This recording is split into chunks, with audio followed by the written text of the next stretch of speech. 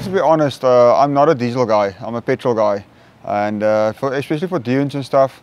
But the Cummins made sense for towing and stuff. And on one of the Cape Route rally trips, the Landy was out of action and the tow car had to stand in for the Cape Route rally.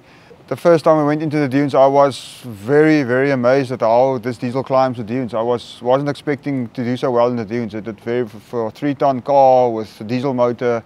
It did very well in the dunes. It was much more capable than I thought it was going to be. That was the most astonishing thing. I know what the car can do, towing and pulling and stuff, but seeing it, feeling it, performing in the dunes when you put how fast it revs up for a diesel, and when you floor it in the dunes, you can how it climbs out climbs on top of the dunes, it climbs out. I couldn't believe how it performs. That amazed me. I was very impressed with the car in the dunes. So.